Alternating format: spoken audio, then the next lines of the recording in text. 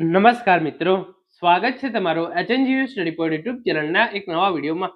મિત્રો, આજના આ વિડીયોની અંદર આપણે હેમચંદ્રાચાર્ય ઉત્તર ગુજરાત યુનિવર્સિટી દ્વારા આજે જે નવા પરિણામો જાહેર કરવામાં આવે છે એના વિશેની સંપૂર્ણ ચર્ચા કરવાના છીએ.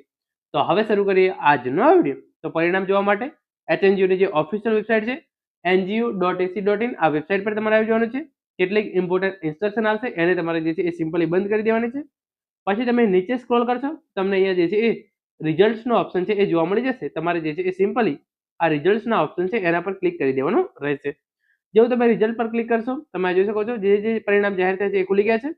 તો જે પહેલા પરિણામો જાહેર થયા છે તમે જોઈ શકો છો, જે પરીક્ષાઓ ઓક્ટોબર 2025 ની અંદર લેવામાં આવી હતી એની અંદર master of hospital management semester 3 નું પરિણામ, બીએડ સ્પેશિયલ સેમેસ્ટર 3 નું પરિણામ, એલએલબી સેમેસ્ટર 3 નું પરિણામ, બીપીઈએડ સેમેસ્ટર 3 નું પરિણામ, BCom semester 3, BA fine art semester 3 અને 5 નું પરિણામ, બીપીએ સેમેસ્ટર 3 રેગ્યુલર વિદ્યાર્થીનું પરિણામ અને બીએસડબલ્યુ સેમેસ્ટર 5 નું પરિણામ જે છે એ યુનિવર્સિટી દ્વારા જાહેર કરી દેવામાં આવ્યું છે. તો BCom semester 3, BA fine art semester 3 અને 5, BPA semester 3, BEd special semester 3, LLB semester 3 નું પરિણામ છે એ પણ ફાઇનલી આવી ગયું છે અને બીએસડબલ્યુ સેમેસ્ટર 5 નું પરિણામ જે છે એ યુનિવર્સિટી દ્વારા જાહેર થઈ ગયું છે.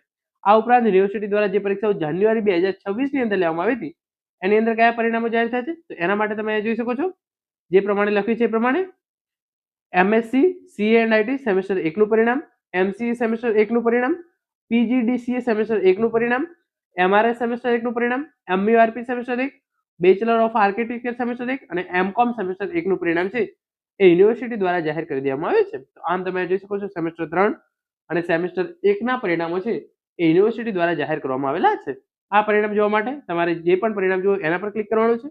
એના પછી સિલેક્ટ યરમાં તમે જ્યારે એક્ઝામ આપ્યું એ સિલેક્ટ કરવાનું છે. પછી તમારે જે છે એ સબમિટ પર ક્લિક કરી દેવાનું રહેશે. અહીંયા તમામ પરિણામો જે છે આવી જશે. તો આમાંથી તમે જે કોર્સનું પરિણામ જોવા માંગતા હોય તમે એના પર ક્લિક કરશો તો અહીંયા તમે જે છે એ પાસ અને ફેલ નંબર છે એ જોઈ શકશો. વિગતવાર માર્કશીટ જોવા માટે તમારે જે છે એ ઈઆરપી ની અંદર લોગિન કરવાનું રહેશે અને ત્યાં તમને તમારી વિગતવાર માર્કશીટ અને તમારે કેટલા માર્ક્સ આવ્યા છે એ તમે જે છે એ જોઈ શકો છો. ઈઆરપી ની અંદર લોગિન કરી માર્કશીટ કેવી રીતે જોવું એ વિડીયોની લિંક નીચે ડિસ્ક્રિપ્શન બોક્સની અંદર આપવામાં આવેલી છે. Thank you so much for watching.